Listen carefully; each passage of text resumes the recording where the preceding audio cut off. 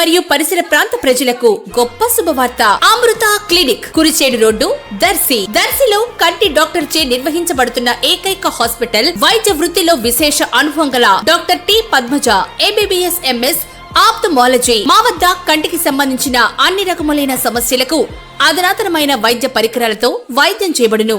శుక్లములకు కుట్లు లేకుండా కంటిలో అద్దం అమర్చే ఆపరేషన్ అతి తక్కువ ధరకే చేయబడును.